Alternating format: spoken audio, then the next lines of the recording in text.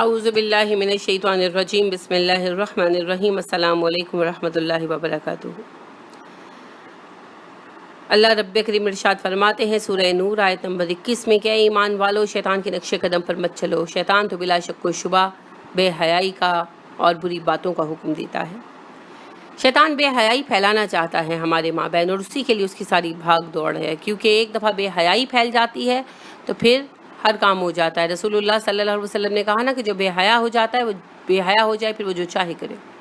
اور حیا ایمان کی 70 شعبوں میں سے ایک شعبہ ہے، ایک حصہ ہے، اور حیا خیر لے کر آتی ہے۔ لہٰذا یاد رکھیے کہ بے حیائی، ایک تو ہم بات کر چکے نا دوسروں کا بے حیائی پھیلانا، اور ایک یہ ہے کہ خود بے حیا ہونا، فحش باتیں کرنا، یہ بہت بڑا گناہ ہے۔ فحش مذاق کرنا، رسول اللہ صلی اللہ علیہ وسلم نے کہا اپنے خطبے میں کہ 5 لوگ ہیں جو جہنم میں سب سے پہلے جائیں گے۔ اس میں 5واں جو آپ نے بندہ گنوایا، آپ نے فرمایا 5واں شخص وہ ہے جو فحش کو اور گالیاں دینے والا ہو۔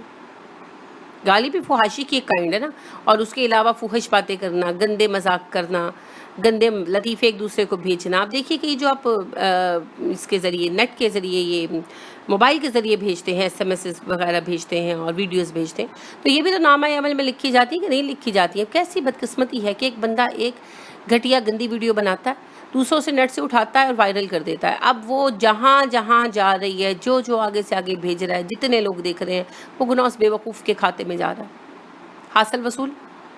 اور ایسی عجیب و غریب گھٹیا باتیں اور گندی ویڈیوز اور پتہ نہیں کیا کیا آ رہا ہے۔ تو یہ سب فحش مذاق اور فحش باتیں، یہ جو لکھی جاتی ہیں، جو آگے پہنچائی جاتی ہیں، انتہائی گناہ کے کام ہیں، ان سے بچیں۔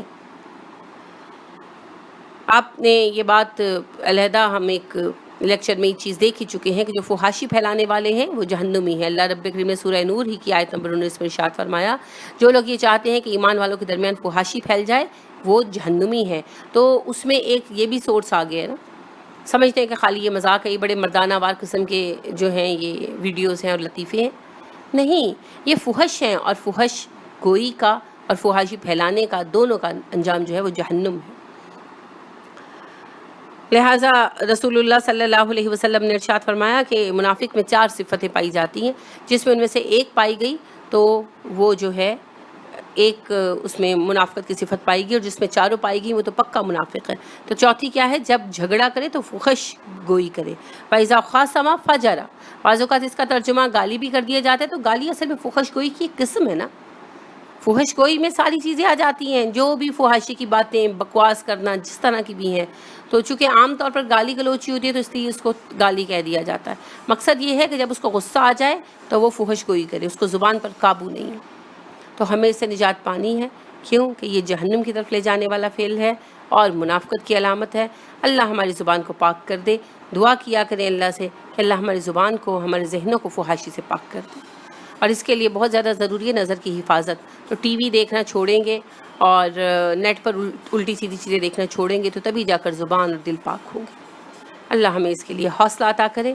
سبحانک اللہم و بحمدک ونشہد ان لا الہ الا انت ونستغفرک ونتوب الیک۔ السلام علیکم ورحمۃ اللہ وبرکاتہ۔